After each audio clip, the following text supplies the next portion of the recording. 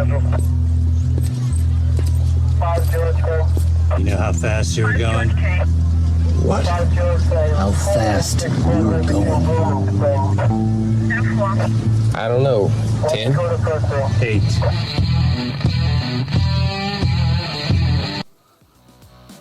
Be advised, this is an explicit podcast. If you're easily offended, get your panties twisted into a knot. Leave now. Run to your safe space. Get your little cloth for your tears. All the opinions expressed on this podcast are those of the host and his guest and do not reflect the opinions of any local or government agency.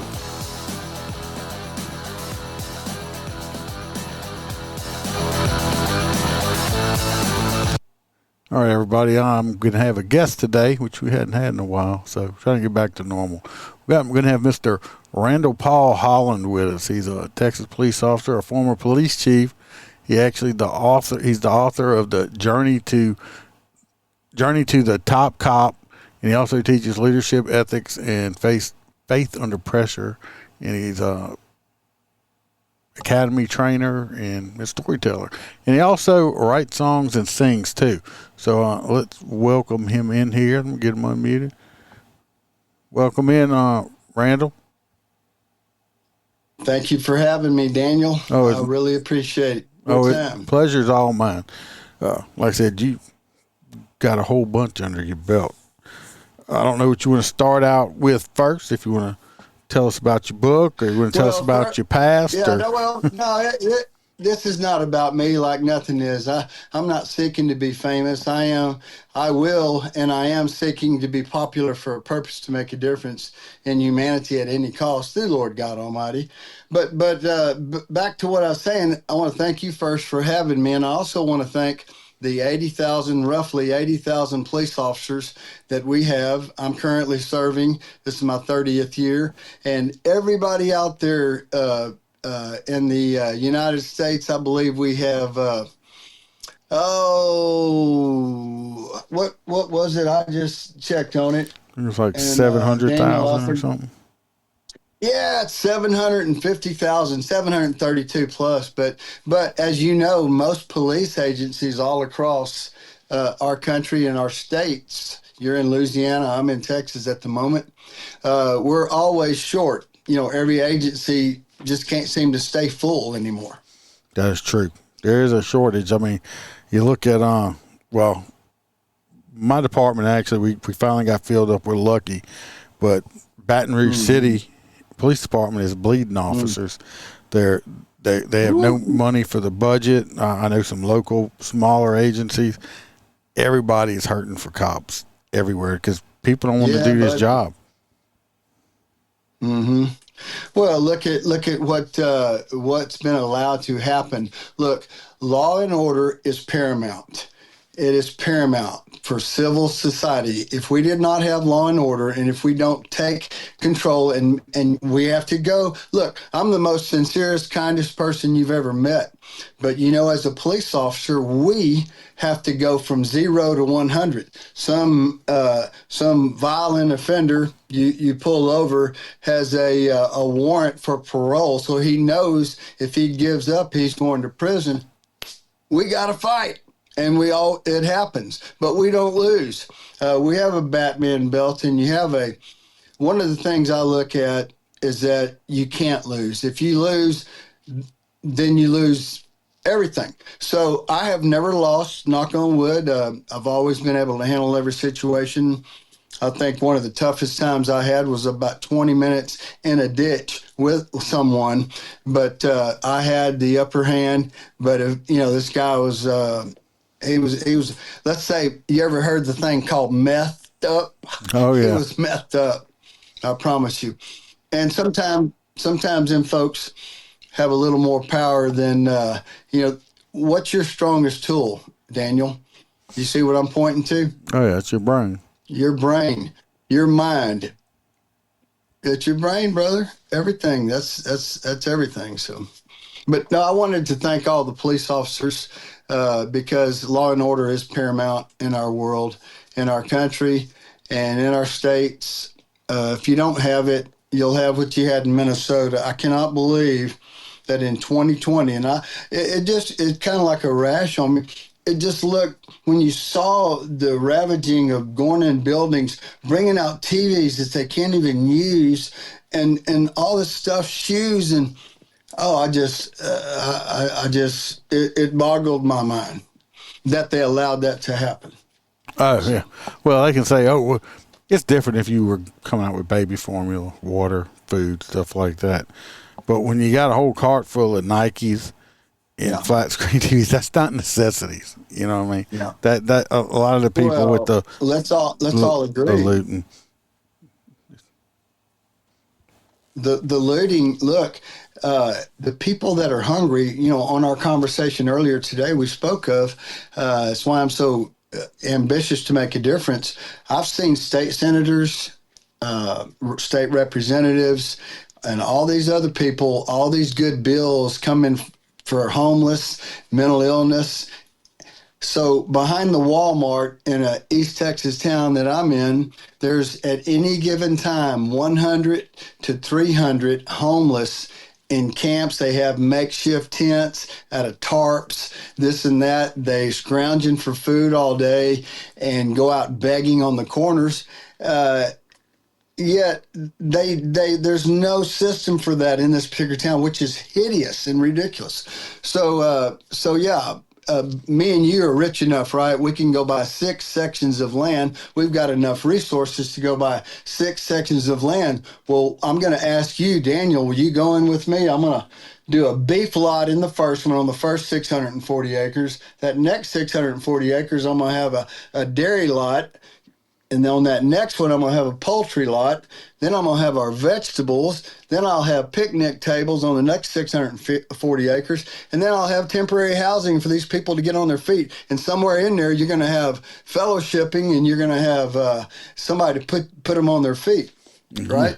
Yeah, so, you're a little nicer to me about it. And then the other on that, because I mean, I understand they got some. I've given homeless people, a handout, money when they've, knowing they probably, hopefully, I was keeping my fingers crossed that they were going to go get some food, but they were probably getting drugs and things. That they don't buy Thunderbird wine. Yeah. Yes, unfortunately, there's so many of them that don't want to get off the streets. Well, and that is the reality. That's the sad reality. But if you let it, it's like a fester. If you let people live, when I was chief of police up in the Texas Hill Country, I would go to Bexar County, take people to jail in that particular county on many occasions based on what I did, drug and all this. And as soon as you leave the jail, under the bridge, there's probably 40 or 50 homeless people, and right there by the jail. I mean, and so when you don't have, you've got money for this, right? You've got money for this. Let's do all that. Oh yeah. Well, I think it would help. They're not putting their money where their mouth is. It's really not that they don't care. They just don't want to work that hard. Yeah. That's what it is. We can just send them to California. They know how to do it. It's easy fix. We can send them to I think California gives the homeless people money. Well, yeah. Well, I think they do, and I've got great friends that are out in California, and we want to help each other.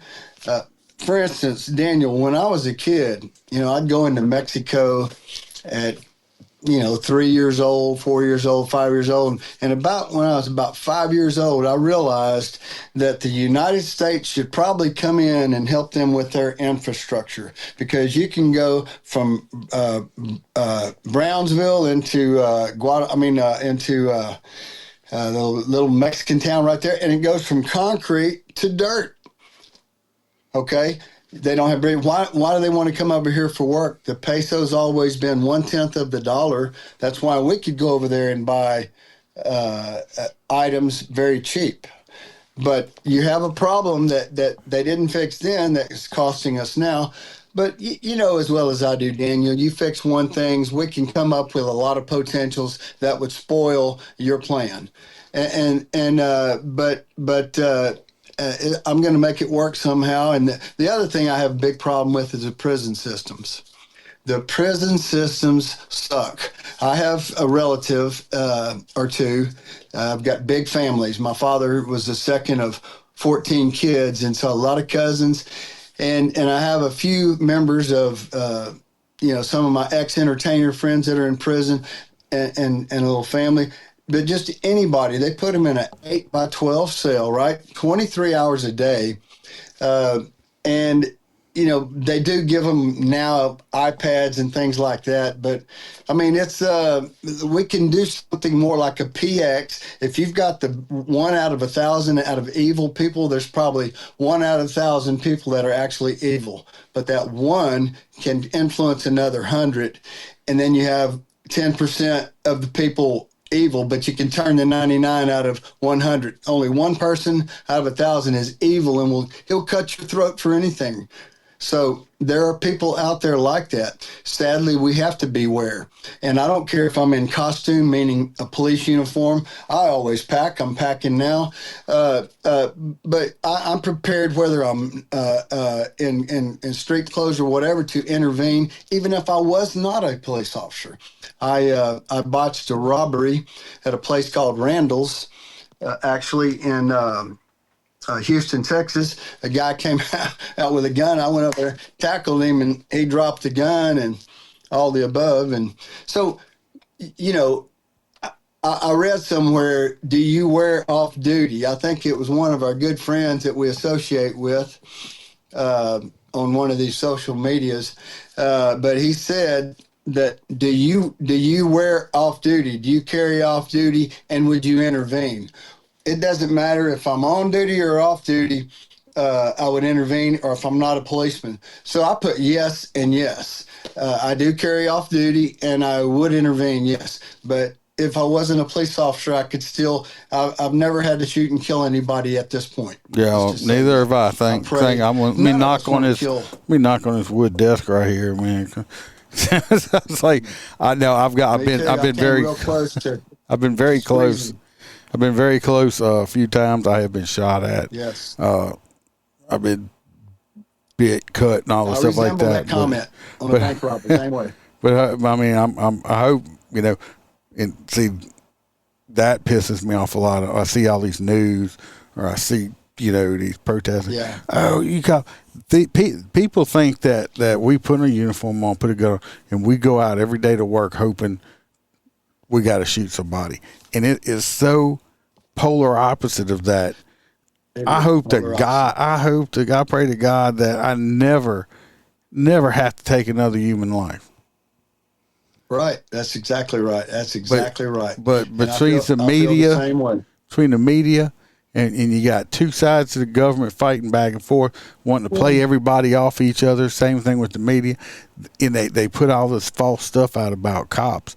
That's why people now are ambushing cops. I mean, it's ridiculous. That's what nobody wants to do the job. You could have 10 people in the room, 10 cops, and then another 10 civilians. And I guarantee you, everybody's going to have something different to say.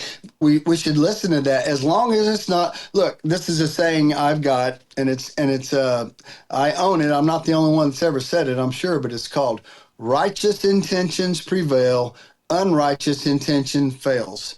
So if you have unrighteous intentions, you're going to fail. I don't care what it is. If you have righteous intentions, you're going to win. It's not going to be a short-term goal. It's going to be, you're going to be a late bloomer, and you'll win until the end. So if everybody could just have righteous intentions, be sincerely kind, how much reaction are you going to get when you pull someone over and you go up, just for instance, I'm going to go up to their window in my uniform, and I'm going to say, "Hey, give me your driver's license and insurance." Or I'm going to say, "Hey, you probably didn't know, but you're doing about 16 miles an hour over the posted speed limit. And you may have a reason." Approach them that way. If you approach them the first way, and I'm with my family, and you talk to me like that,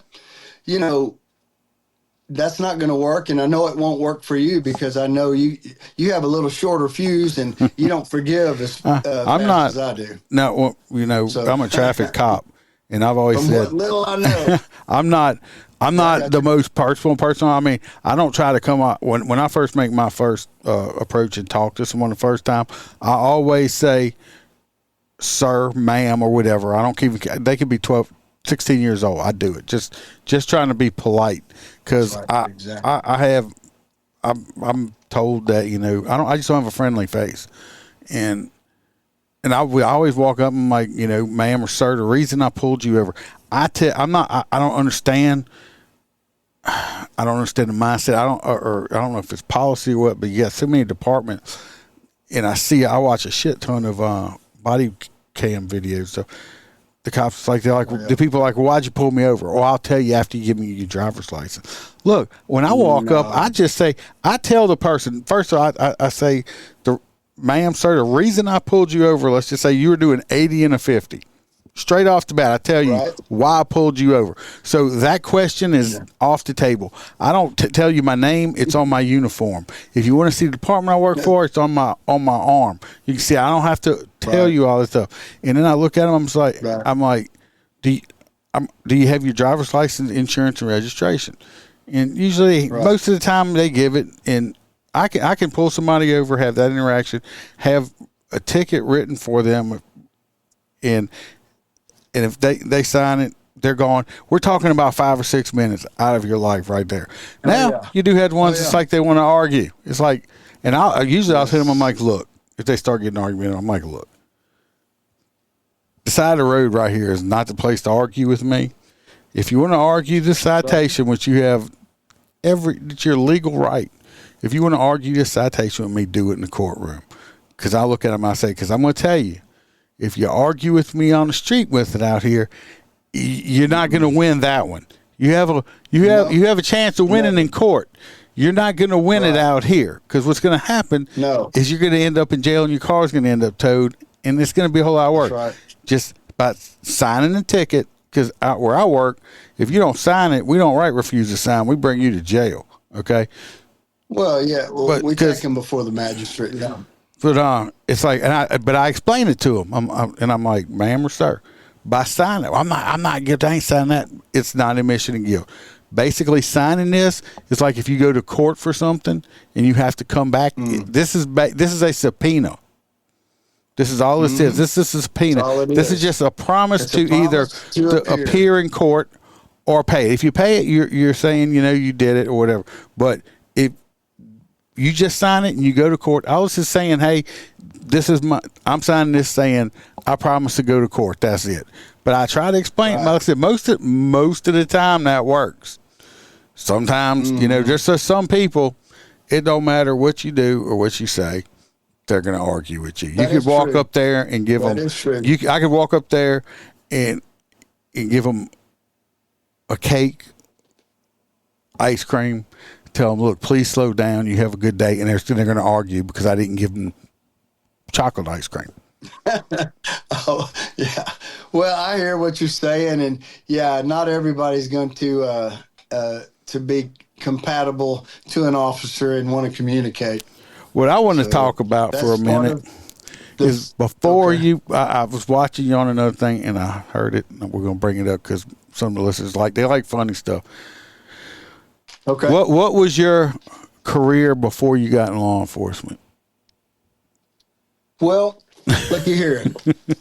At 17 years old, I ran away. I psyched my father into getting me a brand new 4-wheel drive pickup because he thought I was going to go in the plumbers union. My father was very wealthy. We had everything we needed and most everything we wanted. My mother was a socialite, hung out with the Hoffines, married Louis Welch, Johnny Gorin, all the people in politics. And when Rock Hudson or whoever would come to town, my mother would go out and, and help them get wined and dined. And so grew up like that. And my father had a dream for me in his mind, but it's totally different than mine. And so, I ran away at 17, went to San Marcos, Texas, slept in my truck and worked out and, enjoyed it, looking for a buddy of mine, Darby, and finally found him. But, Yes, I began to strip. A girl convinced me to go do it for a sorority party. So I did that and did that and did that. And then the early 80s, I joined a place called La Bear. It's in Texas. And man, that was the year, the oil money. I would walk out of there with $3,000, $6,000 in cash, man. I mean, truly true story. And just unbelievable. Some of the guys would get Mickeyed. One of the girls would Mickey him and steal their money.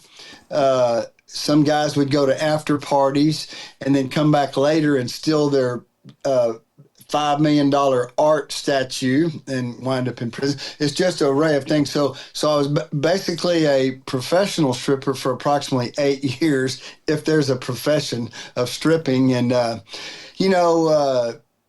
at that time I was still singing and I was boxing. I'm a boxer, and so and I rode bulls, this and that, and you just basically a wild ass child. I was in a motorcycle gang as a juvenile, got arrested like 19 times, and then at 17 I got arrested one time because I would laugh at all the jailers on 61 Reasoner Street in Houston. And they liked to kill me when I went to jail at 17 because I didn't have nobody to call. Nobody, all my relatives, yeah.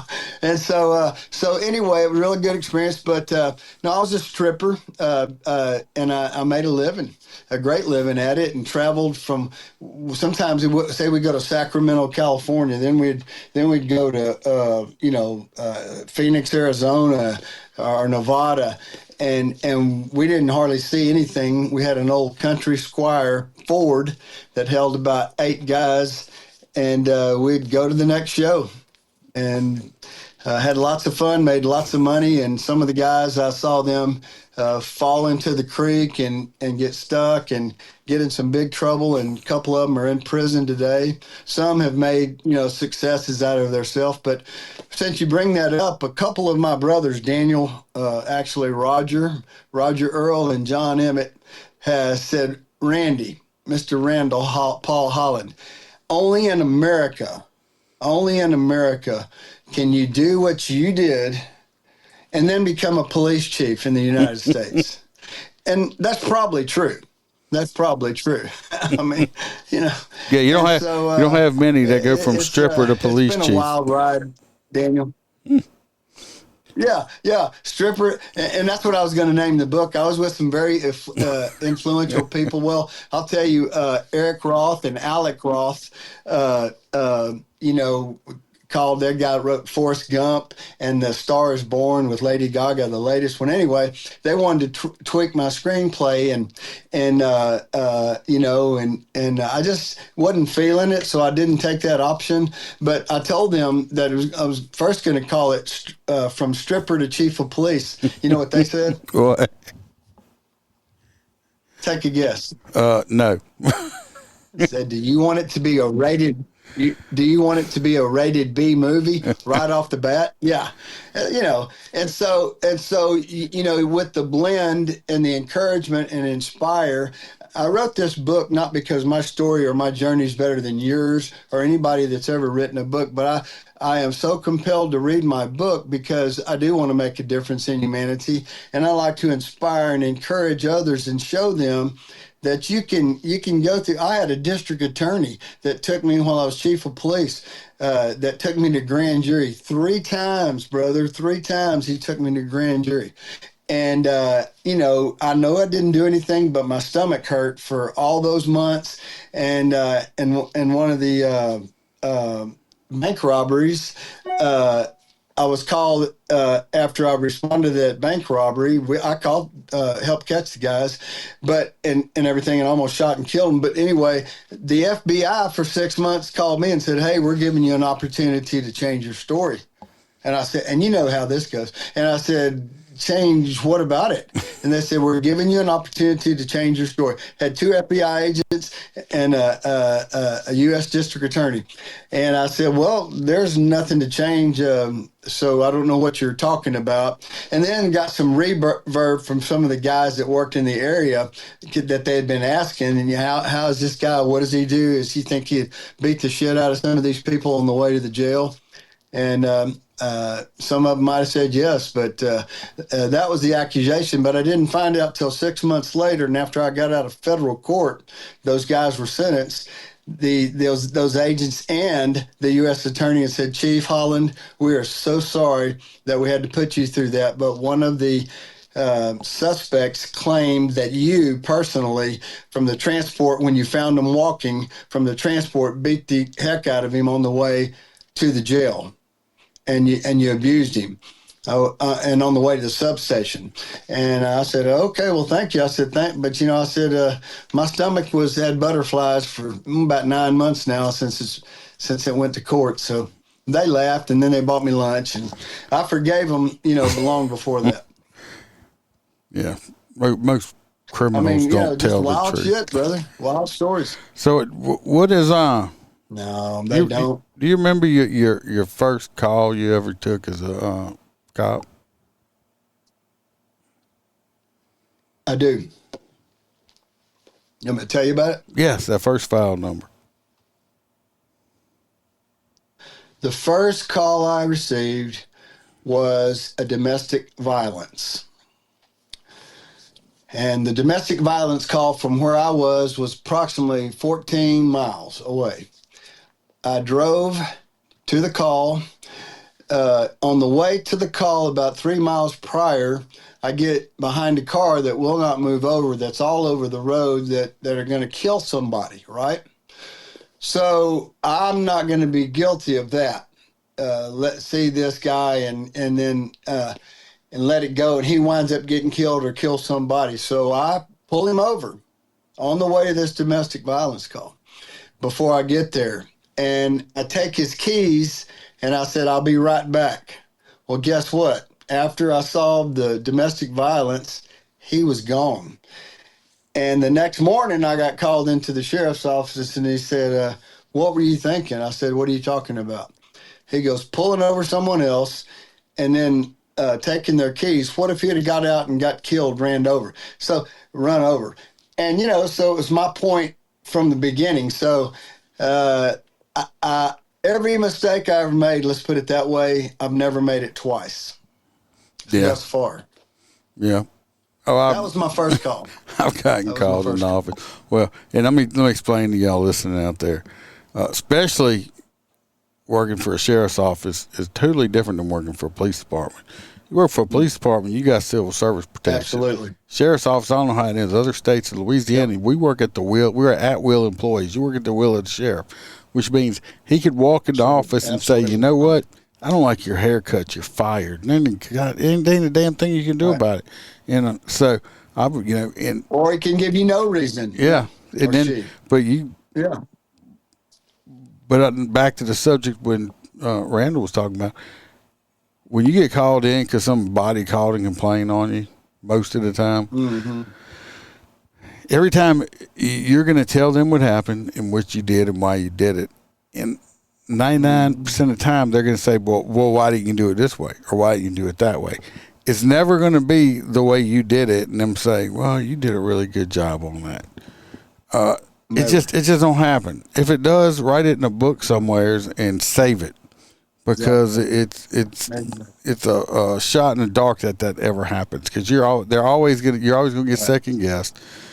You never do it the right way, even though they'd have probably done it the same exact way you did it.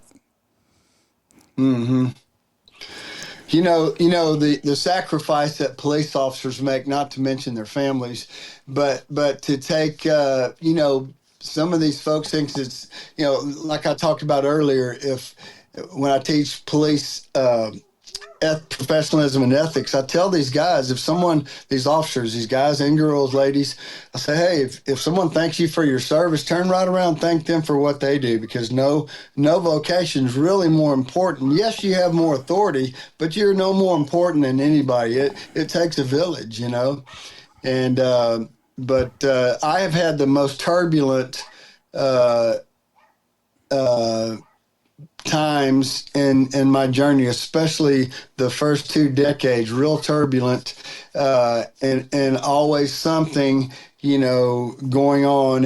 And So my wife, I basically, when I was chief of police, I had about 10 full-time officers and 6 part-time officers, and I would sleep with the radio right beside my bed. And think of what she had to go through, and and that's why sometimes spouses leave, because they get so hooked in, and that's their job. I would come home, and then when cell phones came, you get home, and then you're on your cell phone trying to solve someone else's problem while your wife's all excited you're home to tell you what she did today. So there's a lot of sacrifice involved in being a police officer, and but at the same time, you must toe the line. And if you're not in it to be a good person and to try to help someone, yes, you're going to have to fight. Yes, you're going to have to fight, but you don't want to. Yes, you may have to shoot and kill someone. You don't want to, but you may have to. And that's the other thing. When in police academy, when I'm about the 3rd teacher they get, instructor, professionalism and ethics, I say, hey, anybody in here, how many of you, and there may be 30, 40 people, how many in here have ever got hit in the face? And I look, and like everybody's looking at each other, maybe 1, maybe 2. And I said, look, guys, you're going to have to be able to get hit in the face and still have judgment and reaction time to take care of yourself or this other person. Yep. So, you know how fast it can change out there, Daniel. You've been in fights, Well, like I have. I think part of the issue is with a lot of the younger generation, the cops that come through, is most all these schools now have zero tolerance. Mm-hmm. So nobody, we used to fight all the time in school. Well, we'd fight each other, then we'd go to the office and get hit a few more times with a paddle bent over the principal's desk, And then you might become best friends. Yeah, and you might become best friends with this person. We used to, we used to get in a fist fight, and I'm not making this up. We used to get in a fist fight, and win or lose, you could go have lunch with the same person you just finished fighting with. Oh, absolutely. And it was just done. Good old friendly fight. Nowadays, they get guns and shoot each other. They don't even fist fight. But well, I've known the Black family, Clint Black, Brian Black, Kevin Black, and all them since kids. I used to see Clint. I was friends with Brian. We graduated the same year. And Clint would go into Bear Creek Park and sing and do this sort of thing. And he's got a song out, Good Old Friendly Fight. Check that one out. I helped get Clint inducted into the Country Music Hall of Fame in 2015, Texas Country Music Hall of Fame. And, and I've done several other folks as well, such as Kenny Rogers and things like that. But when you talked about doing this, I don't want this podcast or this conversation to be about me. I would love to make a difference in someone's life by saying something that may help them, and that's what I'm all about. My wife kids me a lot. There's a song that Toby Keith had. It's called Let's Talk About Me, Let's Talk About Let's Talk About, and I don't want to be that guy. There's people out there that work circles around us. We don't work hard. Now, as a policeman, someone can run in and ruin your day real quick, and that can happen. That is a chance that we take as police officers, but back to the point of being better than anybody else. Let's make a difference in people's lives. How hard is it to be sincerely kind? How hard is it to have righteous intentions? The righteous intentions prevail. Unrighteous intentions fail. And sure, you may have to learn it through the hard knocks instead of listening to me or your parents or anybody else. But this world is in chaos, brother. And but at the same time, I have a lot of faith and a lot of belief that we can take control of it and become a unit. Look at our country so divided. About what? About they hate the orange man, President Trump. Look, the guy that worked for me for 4 years has been his Secret Service agent, and I helped him get the job. Secret Service called me 5 times asking same questions. There's 5 different ways over a period of about a year and a half. Anyway, he finally got the job, and he's one where Melania calls him. He's that close, and he lives in Florida. And he said he didn't like him at first because of the way, but then he realized what intentions he had behind this and that. So I don't think people, they see somebody and either don't like something they said or something they're intending to do. But once you know someone you don't know, I mean, President Reagan, to me, he could get along with everybody in both sides. And I just don't understand. After 9/11, and I'm sure you know where you were. Oh, yeah. I can tell you exactly where I was at, what I was doing. Yes, sir. And the blue and red, meaning the Democrats and the Republicans, all came together. And they stood on the White House steps and said, we're in unity, and we have, the courage, and we have the power to get through all of this. We're going to succeed, etc., whatever. Then you have President Bush, George W. Bush. I went to his office before, and left him a letter and involving another case, but that's in the book, by the way. But bottom line is man, the craziness that happens out there, we have to understand it's because their hatred for one man, possibly, and I can't absorb that. I would hope that's not the case. You have to look at the actions someone takes, their intent behind it. And I don't know if people have taken time to do that. I have, personally. So I would vote for President Trump tomorrow. And me personally, I will vote Republican. I'm not afraid to tell him. But I don't expect anybody to hate me or dislike me, or hope for voting the way I believe common sense is. You see some of the things going on, it's like, what are they talking about? And it's a spin, it's a lie. And I'm sure both sides lie. But you have to go with the less liar, the less truth, I guess, or the most truth. Well, so I'm extremely. The remedy to it is just. I'm extremely red, but I'll say this: like I told anybody, I'm not married. Yeah. To the Republican Party or nothing like that. Because let me tell you what, like I said, I used to be, when I first was 18 and stuff, I was actually a registered Democrat and voted Democrat. And the Democrat Party is not what the Democrat Party used to be 30, 40 years ago. I can relate to that. It's not the same at all. And no, sir. I mean, back in the day, I think the last time I voted for Democrat was Bill Clinton. And it was like... Well, I would like to tell your audience something at this point, simply because I want them to know what my intent is and my ambition, and what, through my spiritual encounters, I believe I will accomplish.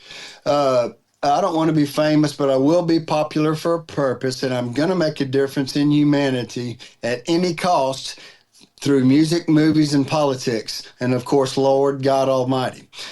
Destiny's real.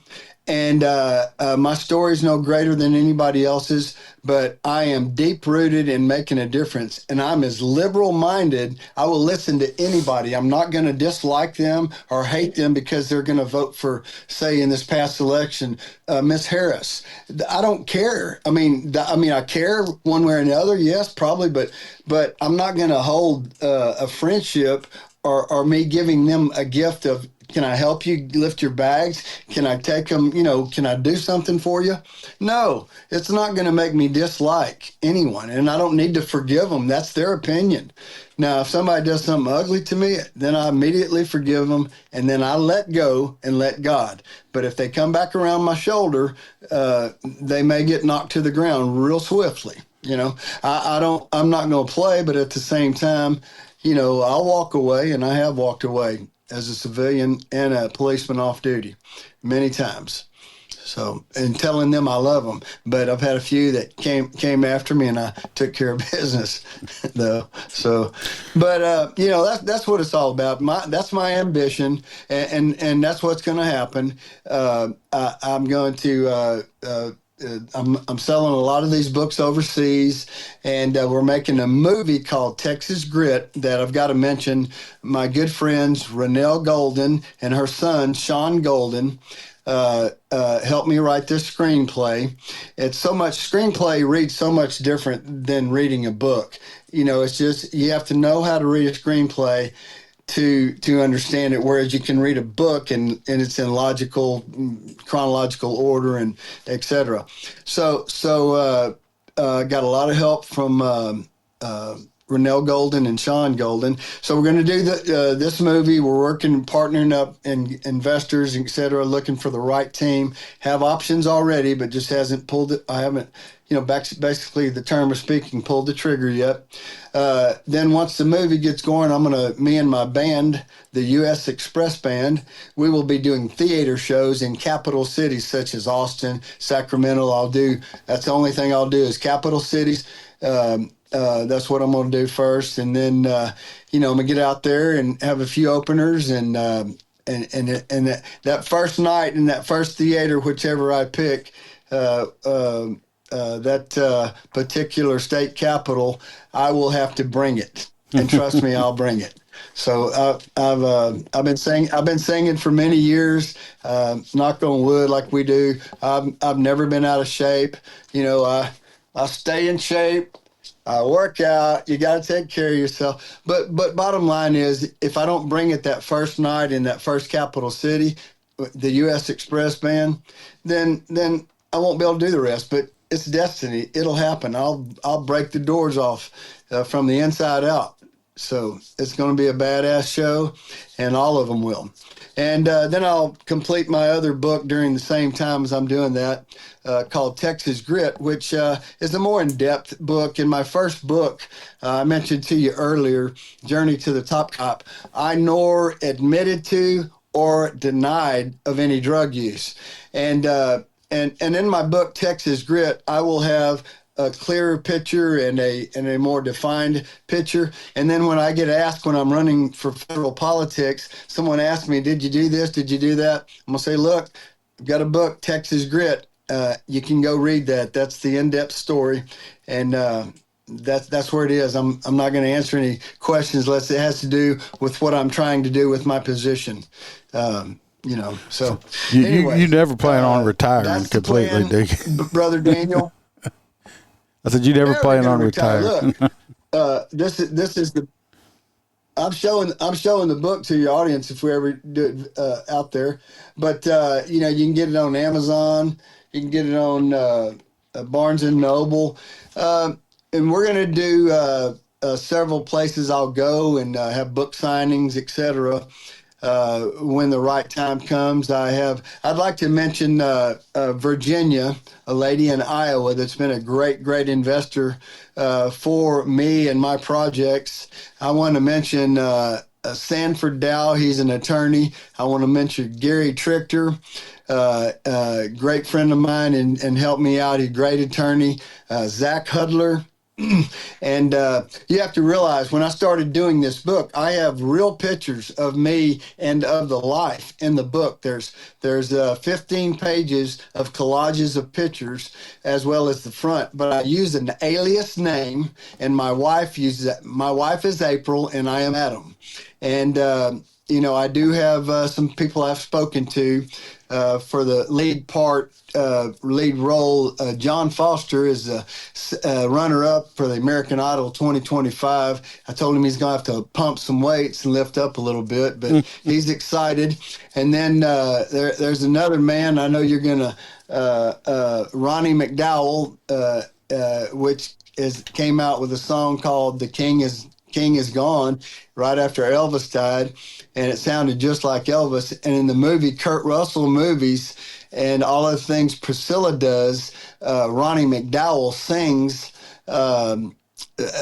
He sings all of the songs. There was 36 songs that he had to sing for the Kurt Russell movie when he was pretending to be Elvis. And so it's pretty exciting. He would be great for the district attorney because there's a lot of resemblance, but the book is located in Christian fiction for obvious reasons.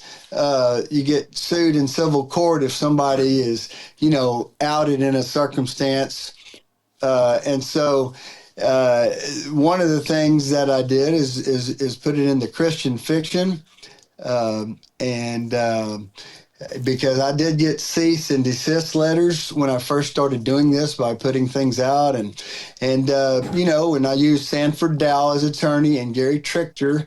I think Tony Busby may have given some advice. Another fella, great guy, an Aggie.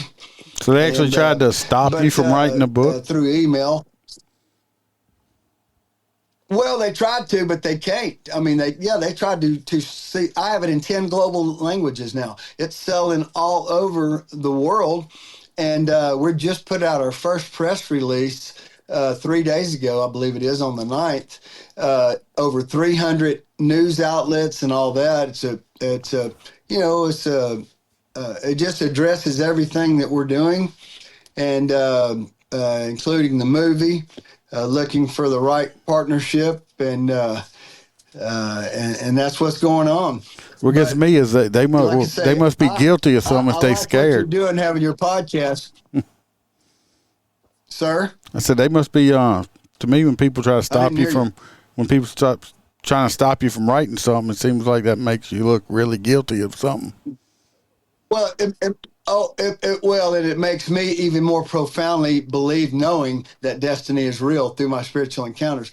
I'll put it to you this way: the district attorney that took me to grand jury 3 times to indict me in my community, which I never got indicted, but he was told by the U.S. attorney, and I believe a district judge, if he ran again, that there would be a federal investigation, meaning the FBI would come in and take care of whatever situation, what they were looking at with this particular person. So anyway, that's what that's all about, and Lord knows that just trying to make a difference in humanity here, and going to inch forward every day. I have absolutely nothing to hide.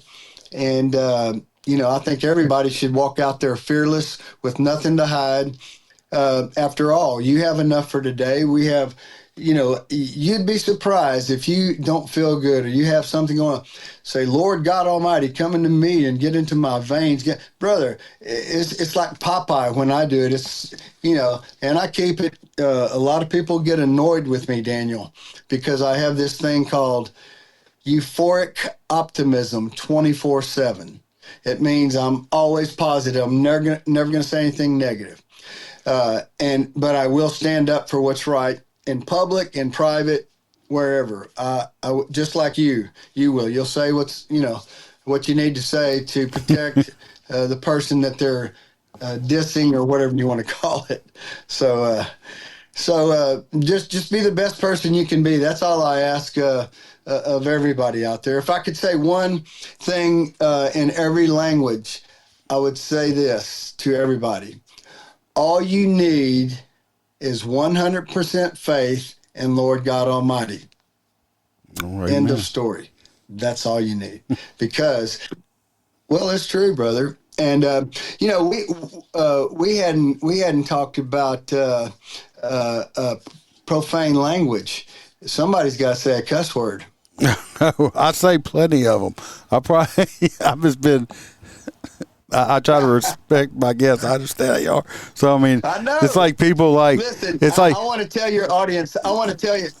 Yeah, no. Let me explain this. I want to tell your audience what the deal was. So Daniel's a kind enough person and considerate enough person to call me beforehand and say, hey, I typically. We cuss a lot, and I just said, be yourself. Just be yourself. But I found that very respectful out of him, because my wife was saying, we were listening to some of his podcasts, and my wife was saying, are you sure you want to do this? And I said, yes, because there's nothing to hide. I mean, you can ask any question in the world. Yeah, it's like I try to be respectful until it's time not to be respectful. So.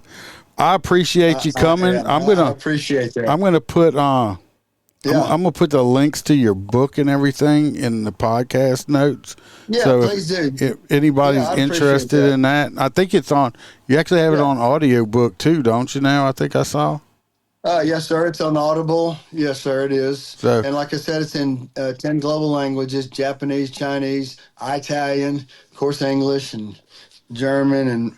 But anyway, the whole thing is, when I get this feeling of the world buying this book more than the United States, it's like, people say they want to go local and go global. Well, I may go global and then go local, and I'm not saying being famous. I am going to be popular for a purpose. You can't hide that, and I don't want to hide that. But at the same time, my goals are to make a difference in humanity, brother. Just lend a hand to someone. You can go watch all my videos on social media, on Instagram. Texas Grit 13, Texas Grit 13, and then on my Facebook page, Arthur Randall Paul Holland, or my regular Facebook page, just Randall Paul Holland. And I have all these young girls from all these other foreign countries sending me friend requests. So I mostly work off of the Arthur Randall Paul Holland, even though I put the same videos. I put a video out every day, Daniel, like a few of my friends do, just trying to give a positive message. If you help one person or 150, you've done something. Just we're not promised tomorrow, although something you may laugh at and I may fall over, but I am pacing myself to live to be 103 years old. Well, the energy you have right now, I'm 67 years old, Phil 19. You might do it. Brother, God has done everything.